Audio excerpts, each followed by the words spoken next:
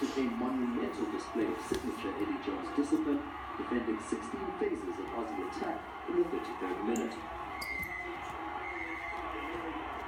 The Aussies did eventually get on the scoreboard through Stephen Moore's fourth test try, converted, of course, by Bernard Foley.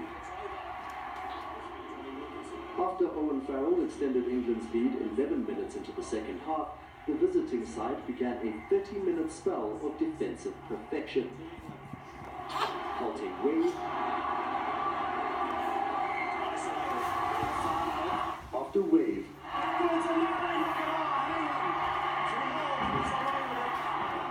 After wave of Aussie attack.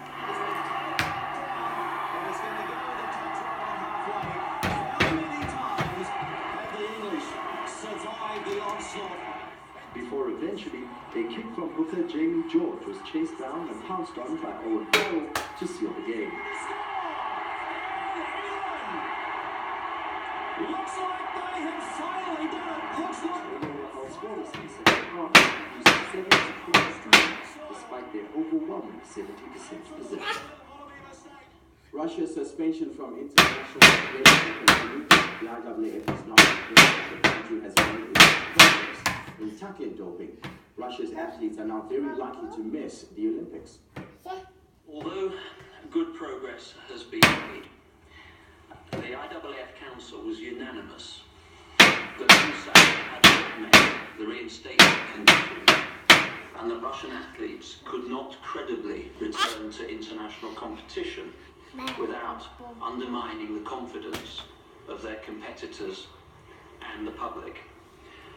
As a result, Russia has not been reinstated to membership of the IAAF. Staying with that story, the International Olympic Committee is unlikely to interfere in the IAAF's ruling on Russian athletics. In fact, IOC Vice President John Coates has backed the decision to uphold the country's suspension. Coates, who also heads up Australia's Olympic Committee, says the nation welcomes the ban. The Olympic Committee welcomes the decision of the IAAF overnight to maintain its suspension of the Russian Athletics Federation. It's an international federation's right to suspend a national federation, and I don't think we would overturn that at all. I'll be very surprised. That is your sport for the moment. Your weather's up next.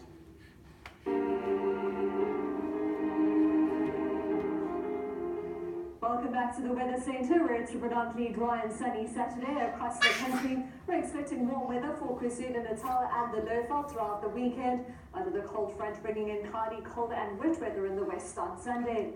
On our satellite, you'll see a bit of low cloud over the northeastern part of the country on Saturday, as well as a cold front heading towards South Africa's borders. Now, ahead of that front, we've already seen some low cloud or fog along the west coast, as well as cloudy weather building up over the southwestern part of South Africa. It's a predominantly sunny day over the interior with a warm forecast for KwaZulu-Natal and the Lowveld. On Sunday, we're forecasting fine and mild weather over the central and northeastern parts, with a hot day for KwaZulu-Natal and the Lowveld. But you'll see that cold front bringing in cloudy, cold and wet weather over the western part of the country, and we'll see the possibility of rainfall reaching the southern part of South Africa on Sunday evening. Our rainfall probability map for the day, though, shows a predominantly dry day across South Africa on Saturday, other than the possibility of prefrontal rainfall in the southwest. Northerly to northeasterly winds are forecast over the eastern part of the country, with a predominantly northwesterly component to the wind for the rest of South Africa, and we're expecting quite windy conditions over the interior, with moderate to fresh northwesterly winds.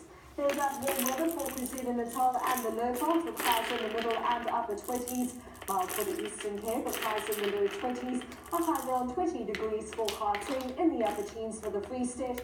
Only 30 as we head towards Sutherland, but warm for Upington at 34 degrees.